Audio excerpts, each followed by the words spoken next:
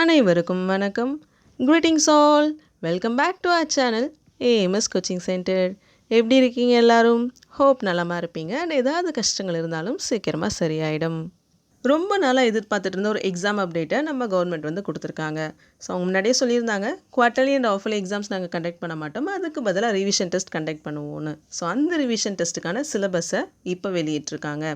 இந்த வீடியோவில் 10th ஸ்டாண்டர்டுக்கான revision டெஸ்ட்டுக்கான syllabus என்ன அப்படின்றது தான் பார்க்க போகிறோம். வாங்க டைம் வேஸ்ட் பண்ணாமல் வீடியோக்குள்ளே போகலாம். ஸோ ஃபஸ்ட் வந்து தமிழ்.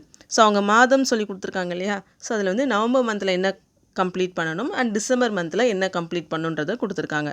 ஸோ கண்டிப்பாக நவம்பர் அண்ட் டிசம்பரில் எக்ஸாம்ஸ் இருக்க போகிறதில்ல, உங்களுக்கு டிசம்பருக்கு அப்புறம் தான் எக்ஸாம்ஸ் வரப்போகுது. நவம்பர் மந்தில் கம்ப்ளீட் பண்ண வேண்டிய போர்ஷன்ஸ் வந்து இயல் 1லேருந்து கொடுத்துருக்காங்க அண்ட் டிசம்பரில் இயல் 2 அண்ட் இயல் 3 வந்து கவர் பண்ணியிருக்காங்க. ஸோ அப்படியே வீடியோவை பாஸ் பண்ணிவிட்டு நீங்கள் ஏதாவது ஒரு நோட்டில் எழுதி வச்சுக்கோங்க. இது வரைக்கும் நீங்கள் படிக்கல அப்படின்னாலும் ஒன்றும் இல்லை, இன்னும் 2 months நமக்கு வந்து டைம் இருக்குது. ஸோ கண்டிப்பாக இப்போ படிக்க ஆரம்பித்தாலும் கண்டிப்பாக ஒரு நல்ல மார்க் வந்து ஸ்கோர் பண்ணலாம்.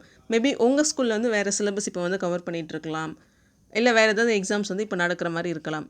பட் நீங்கள் எழுத போகிற மெயின் எக்ஸாம், போர்டு எக்ஸாம் வந்து கண்டிப்பாக கவர்மெண்ட்லேருந்து தான் கொஷின் பேப்பர் வரப்போகுது. அப்போ கவர்மெண்ட்டில் அவங்க கொடுக்குற சிலபஸ் அண்ட் அவங்க கொடுக்குற கொஷின் பேப்பரை நல்லா தரவு பண்ணிக்கோங்க. நெக்ஸ்ட் சப்ஜெக்ட் வந்து இங்கிலீஷ். ஸோ இங்கிலீஷில் நவம்பர் மந்தில் கம்ப்ளீட் பண்ண வேண்டிய போர்ஷன் வந்து யூனிட் 1லேருந்து கொடுத்துருக்காங்க. So prose, poem and supplementary and கிராமரில் வந்து models and active and passive voice கொடுத்துருக்காங்க. டிசம்பர் மந்தில் கம்ப்ளீட் பண்ண வேண்டிய போர்ஷன் வந்து யூனிட் 2, அதில் இருக்க சப்ளிமெண்ட்ரி அண்ட் கிராமர் வந்து ஆர்டிகல்ஸ் அண்ட் ப்ரிப்போஷனல் ஃப்ரேசஸ் கொடுத்துருக்காங்க. ஸோ இங்கிலீஷில் ரொம்ப லிமிட்டட் போர்ஷன்ஸ் தான் இருக்குது, இதை நல்லா தரவு பண்ணாலே போதும். நெக்ஸ்ட் சப்ஜெக்ட் வந்து மேத்தமெட்டிக்ஸ். ஸோ மேத்தமெட்டிக்ஸை பொறுத்த வரைக்கும் நவம்பர் மந்தில் கம்ப்ளீட் பண்ண வேண்டிய போர்ஷன் வந்து chapter 1 and chapter 2 and December மந்தில் வந்து சாப்டர் 3 கொடுத்துருக்காங்க. ஸோ மொத்தமாகவே 3 சாப்டர்ஸ் தான் நம்ம வந்து கான்சன்ட்ரேட் பண்ண போகிறோம். அதுலேயும் ரெடியூஸ்டு சிலபஸ் மட்டும் தான் கான்சன்ட்ரேட் பண்ண போகிறோம். ஸோ சம்ஸ் எல்லாமே போட்டு பாருங்கள், டைம் வேஸ்ட் பண்ணாதீங்க. அண்ட் எவ்வளோ ஃபோக்கஸ் பண்ணுறீங்களோ அவ்வளோ தூரம் நல்ல மார்க்ஸ் வந்து ஸ்கோர் பண்ண முடியும். நெக்ஸ்ட் சப்ஜெக்ட் வந்து சயின்ஸ். ஸோ சயின்ஸில் நவம்பர் மந்த்துக்கான போர்ஷன் என்ன அப்படின்னா ஃபிசிக்ஸ். ஃபிசிக்ஸில் லா ஆஃப் மோஷன்ஸ் கொடுத்துருக்காங்க. கெமிஸ்ட்ரியில் atoms and molecules and then December month portion வருது. ஓகேங்களா? ஸோ பயாலஜியில் plant anatomy and plant physiology and அதே இதில் வந்து ப்ராக்டிக்கல் ஃபோட்டோசிந்தசிஸ் வந்து கொடுத்துருக்காங்க. அடுத்து வந்து ஃபிசிக்ஸில் ஆப்டிக்ஸ், லெசன் 2 ஆப்டிக்ஸ் கொடுத்துருக்காங்க. அதே மாதிரி ப்ராக்டிக்கலை வந்து determination of focal length of a convex lens, convex லென்ஸோட ஃபோக்கல் லென்த் எப்படி கண்டுபிடிக்கணும் அப்படின்றத கொடுத்துருக்காங்க. சயின்ஸ் அவ்வளோதாங்க. ஸோ சயின்ஸில் வந்து கொஞ்சம் போர்ஷன்ஸ் கொஞ்சம் நிறையா இருக்க மாதிரி ஃபீல் ஆகும். நீங்கள் அதை கொஞ்சம் செக்ரிகேட் பண்ணி படிச்சிட்டிங்க அப்படின்னா உங்களுக்கு வந்து ஈஸியாக இருக்கும். Next subject social science. So social சயின்ஸில் நவம்பர் மந்த் கம்ப்ளீட் பண்ண வேண்டிய போர்ஷன்ஸ் என்னென்ன அப்படின்னா ஹிஸ்ட்ரியிலேருந்து கொடுத்துருக்காங்க, ஜியாகிரஃபி அண்ட் சிவிக்ஸ். ஓகே, ஹிஸ்ட்ரியில் வந்து ஒரு லெசன் தான் கொடுத்துருக்காங்க, ஜியாகிரஃபியில் 1, சிவிக்ஸில் வந்து 2 லெசன் கொடுத்துருக்காங்க. அது வந்து கொஞ்சம் தெளிவாக பார்த்துக்கோங்க.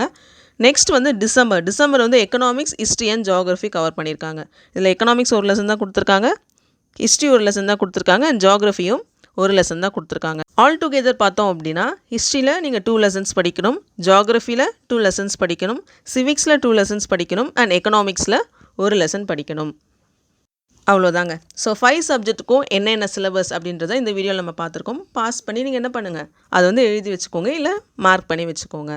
ஸோ உங்களோட எக்ஸாம் ப்ரிப்பரேஷனுக்கு எங்கள் சைட்லேருந்து என்ன நீங்கள் வந்து எதிர்பார்க்குறீங்க? நம்ம ஆல்ரெடி ஒரு ஸ்டடி பிளான் போட்டிருந்தோம், ஹோப் பார்த்துருப்பீங்கன்னு நினைக்கிறேன். அந்த மாதிரி ஸ்டடி பிளான் கொடுக்கலாமா, இல்லை ஈச் யூனிட்டில் இது ரொம்ப ரொம்ப இம்பார்ட்டண்ட், இந்தந்த சப்ஜெக்டில் இது படிங்க அப்படின்றதுக்கு ஃபோக்கஸ் கொடுக்கலாமா, என்ன வேணுன்றதை டிசைட் பண்ணி கீழே கமெண்ட் செக்ஷனில் சொல்லுங்கள்.